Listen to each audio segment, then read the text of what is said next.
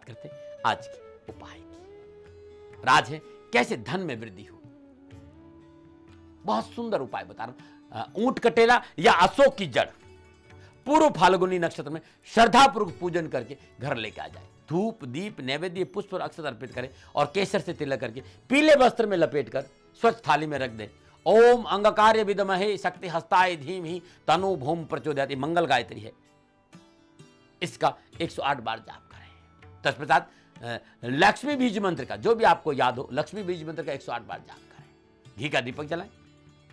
सदावर पूजन करने बाद इस जड़ को अपनी तिजोरी में रख दें।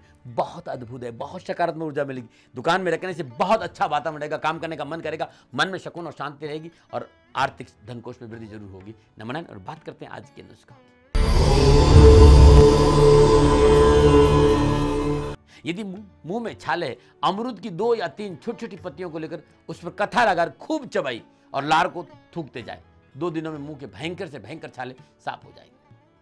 गिलेसरीन में भूनी फिटकरी का चूर्ण मिलाकर रुई के फाय से छालों पर लगाए और कुछ देर लार को टपकने दे, छाले ठीक हो जाएंगे। बेर के पत्तों का काढ़ा बनाकर उससे दिन में 3 या 4 बार कुल्ला कर लीजिए, छाले ठीक हो जाएंगे। छोटे छोटे मेरे नुस्खे हैं, छोटे छोटे मेरे उपाय और टोटके और राशिफल, ये सारे आपको www.shanidam.in पे मिल जाएंगे। और अधिक जानकारी करनी है, किताबें मंगानी है, जन्मकुंडली के बारे में जानना है तो 9910692001 इस नंबर पर संपर्क करें।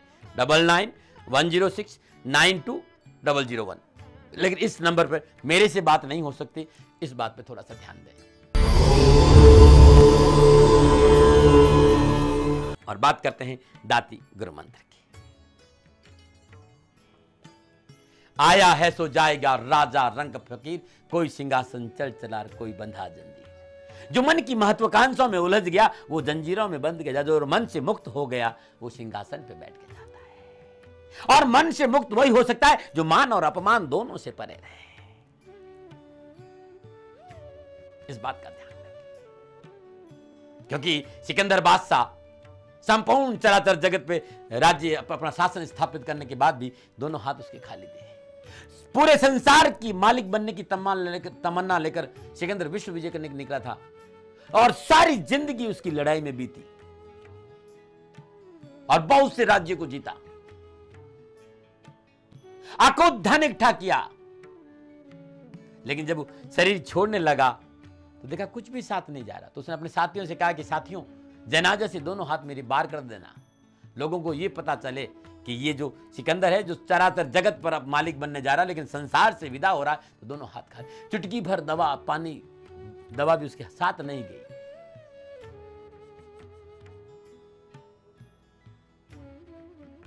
इसलिए मन में अहंकार मत आने दो। एक बात ध्यान रखो, कभी किसी को मत सताओ, कभी किसी को मत सताओ। जब किसी की भीतर की आह निकलती है वो बड़ी नुकसान है। इसलिए तो कहा कबीरा हाय गरीब की। हाय का मतलब जब वो पीड़े परेशान हो जाए, जो जब बेबस हो जाता है, तो जो भीतर में तड़प निकले, एक भीतर का दर्द है वो आपको कहीं का नहीं छोड़े। इसलिए कभी भी किसी को दर्द मत दो, हो सके तो किसी का भला करो, किसी का बुरा मत करो। और अंगली उठाना बड़ा सहज है भाई, बहुत सहज है कि योग वो गलत है वो गलत है। कभी कभी अकेले में बैठकर अपने पे सोच लेना कि आप हो क्या, आप क्यों ठेकेदार बनते हो। अपने आंचल में झांक के देखो ना कि आप लोग क्या हो। अपने आंचल में ढांक के हम देखें कि हम क्या हैं। जब तक हम ये समझ नहीं पाएंगे, हम जब तक दूसरों को देखते रहेंगे, तब तक हमारी अपनी गलतियां हमें नजर नहीं आएगी। और जब हम अपने को झांक देंगे, अपने भीतर देख लेंगे, तो दूसरों की गलतियां हमें नजर नहीं आएगी। और जिंदगी में सुकून और सुखी रहने का एक अद्भुत मूल मंत्र है कि अपनी गलतियों को देखो, दूसरों की अच्छाइयां देखो और अपनी गलतियों को देखो। जब आप अपनी गलतियों को देखो, दूसरी की अच्छाइयों को देखेंगे, देखना आपके चेहरे पर रौनक कितनी सुंदर रहती है।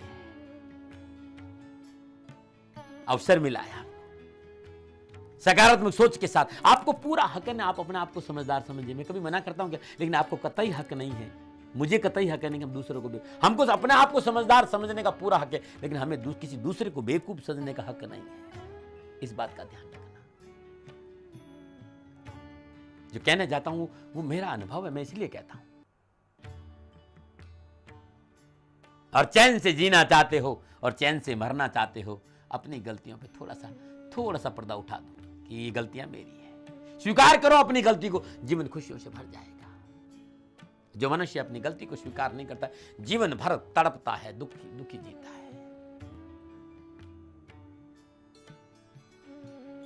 ये मौका मिला है, इस बात को ध्यान रखना।